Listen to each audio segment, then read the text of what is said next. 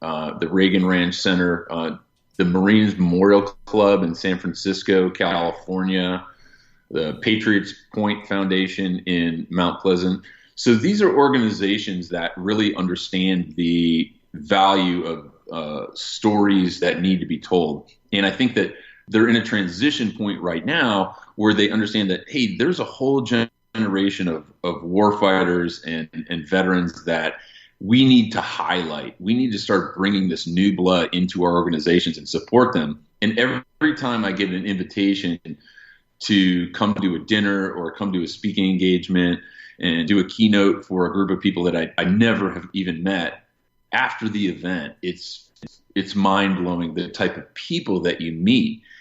To be the keynote speaker at San Francisco Fleet Week last month was extraordinary for me. Yeah. Not to mention the previous year's speaker was Sebastian Junger, who's a famed author and documentarian and journalist. And to follow in Sebastian's footsteps to speak in front of hundreds of veterans and families and transitioning veterans was really something remarkable. Mm-hmm. So they understand, though, that it's this generation of people who have gone through all of this and people who are willing to share their stories that they're willing to extend those invitations and bring those people in. And once I do those, just like this podcast, I love being able to share that network with other people. I'm like, oh, well, if you like Huesing, you'll love this guy. Mm-hmm. And I sent you a couple of emails just this week about guys to get on the podcast who are veterans. And that's what we do. That's really paying it forward and helping to build this coalition of veteran authors and veteran artists and veteran entrepreneurs that want to do great things and not soccer momming it for yourself and letting guys fail along the way and have to go through all of the heartache and heartburn of finding an agent or finding, a podcast to get on to promote their story. Because for me, Robert, that's leadership as well. Yes.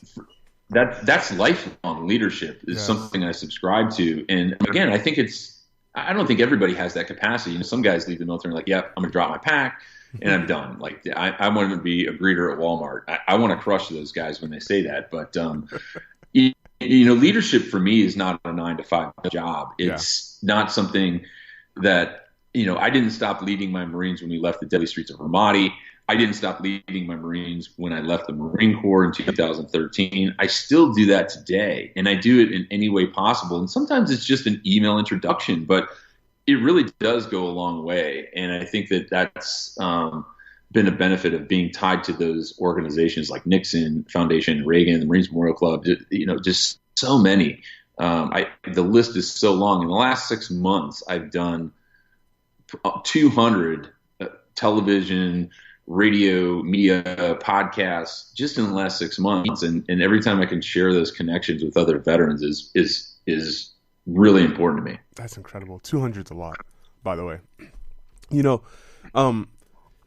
You said some very specific terms that I just wrote down that I wanted to point out. You said that's what we do, and then you talked about paying it forward. And it's funny because peculiar. There's a Marine out in the Inland Empire that reached out to me as a recommendation from a friend, and he asked me some guidance on getting into the police force. Long story short, I connected with somebody, and he kept texting me words of gratitude, and I said, hey, man, that's just what we do.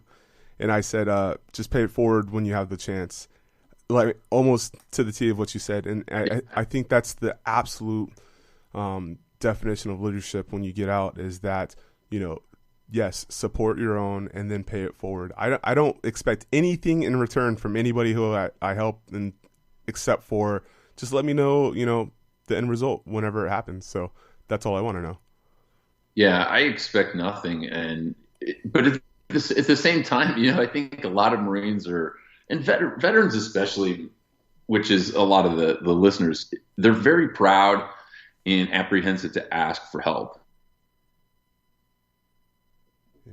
And when it comes to picking up the phone and saying, hey, Robert, how'd you like to get me back on the podcast? I'd like to talk some more. Or, hey, Robert, here's a guy, you should get him on the podcast. Or, I I'm pen pals with so many people on social media, and just so many people who, again, I never thought I would have this connection with, or who would read my story and be supportive of it. And probably one of the most recent examples is Joe Galloway, who wrote We Were Soldiers Once and Young, which is one of my favorite books on leadership and people. Such a phenomenal book. So Joe and I, we correspond. We've been trying to link up, and he's reading my book, and he's like, yeah, I can't wait to read it. I'd love to do a review and this, that, and think about that is kind of mind blowing to me. And the other thing on that one is, so the main point was ask people, just ask them. The worst they can do is say no. Yeah. But you have to extend yourself, and you have to be willing to look a little vulnerable and know that there's other people that can help you, because that's also been the secret to my success, is surrounding myself with people who know what they're doing and who've done that before. And those people that share, and not only share the wins, but also share their losses and how they overcame adversity, I look at them as the real leaders as well, because that takes a capacity as well to share the losses in addition to the wins. So all these people that help out, I think, have really been instrumental in getting me where I am. So that's a message I like to share with other veterans, is just ask. Just pick up the phone or send an email. And the people that respond, those are the people that are going to be in your network. Yeah. And that segues into my last point about the book. And my last vocab word that I noted for myself. I wanted to talk about like how I see you, right? I see a squared away, clean cut, never missed a day of work type of guy, from the outside. But you write about some of the darker aspects of trying to wind down from being an adrenaline junkie, which I find a common trait in a lot of veterans, right? You talk about post-combat residue, and I liked the term, and I liked how you explained it, and I want you to explain a little bit more and how it pertains to what happened to you after, because you went through hardships after coming back and trying to wind down and before getting out. And ended up flipping your truck, and you wrote about that, and that's a vulnerable moment, because I know what it's like to write about not looking perfect. You know what I mean? How was that for you? And can you talk about post-combat residue? First, I would give credit to my good friend Adam Walker, Master Gunnery Sergeant, who wrote that award-winning article, Post-Combat Residue, for the Marine Corps Gazette. And he does such a remarkable job talking about how combat veterans accumulate all these pieces of trauma. And he uses a great analogy, and he likens it to a coffee mug, and this young Marine who comes in his office, and he says, "Hey, Gunny, that coffee mug on your desk is disgusting. Look how dirty it is." And he picks it up, and he looks at the mug, and he says, "You know what? I could take this mug to the sink and scrub it all day long. I could scrub and scrub and scrub. And that stain, that residue will never dissipate. It will never be gone. There's nothing I can do to make that stain go away from using this mug every single day for its intended purpose, to get me my coffee. But the mug is still good. It still serves its purpose. But that residue, from its intended use day after day after day, is always going to be there. Why would I throw this mug away? It's a perfectly good mug." Yeah. And the way that simple analogy in comparison is it just breaks it down. And I think that everybody has some sort of residue that they carry with them, and not necessarily attributed to those experiences that you have in combat or the trauma that you accumulate in combat. I mean, most certainly people have their own residue from emotional scars or physical scars that they've dealt with at some point in their life. But, being able to share that, again, I'm not saying everybody does have that desire or the capacity to put it in a book and hang it on Amazon and stock the shelves of Barnes & Noble and purge their guts. It's not, trust me, it was a scary point for me to share that. But when my editor, Sylvia Mendoza, was reading the manuscript of the book, she said one thing that was important to me. She said, "There's not enough of you." Yeah. And I was writing about my Marines. I was writing about the soldiers and the families. And then she said, there's not enough of you. We need more of you. Mm-hmm. So when I wrote that chapter about some of the friction and some of the residue that I had to deal with when I left combat, I think that was important because it did make me more human. Mm-hmm. And I know the Marines looked at me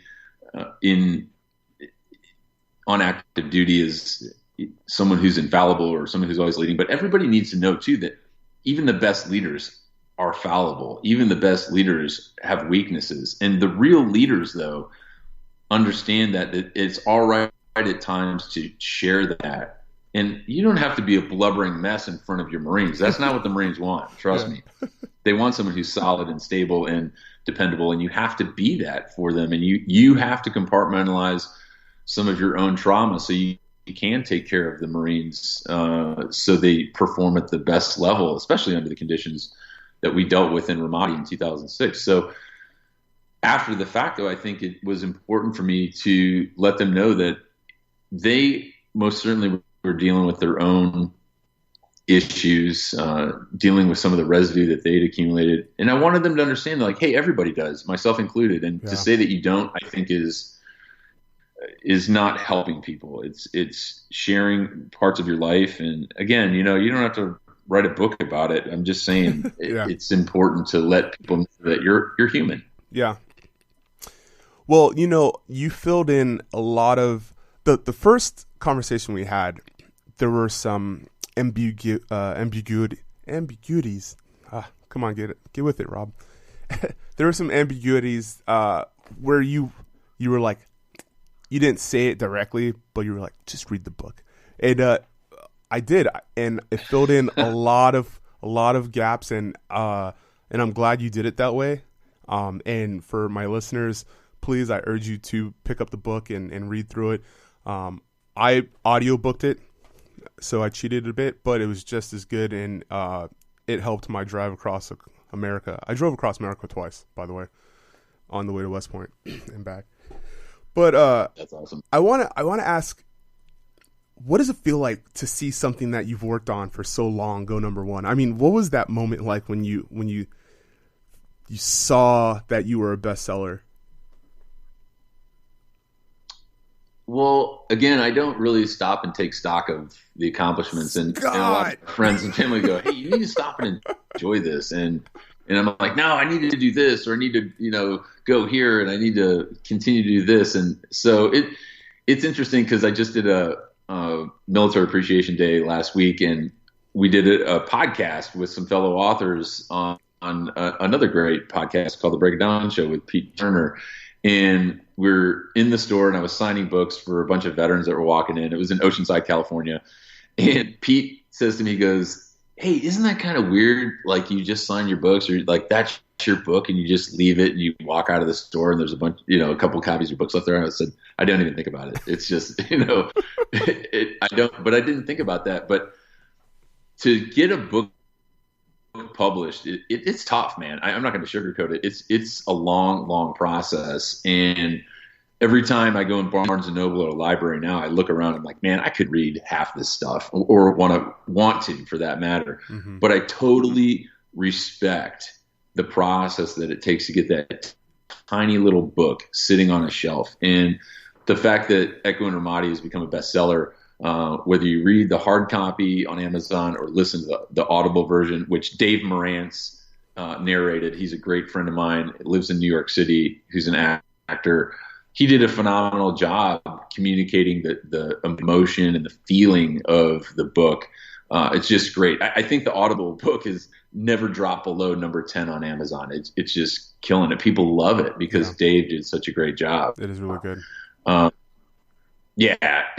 that was a funny conversation too. I'm sitting in a hotel room in San Francisco at the Marines Memorial Club, and the phone rings. It's a New York number, and I said, "Hello, who's this?" "I'm Dave. I'm your narrator." I'm like, "You're what?" He says, "I'm your narrator. I'm going to read your book for you on Audible." I said, "Oh, okay, I get it."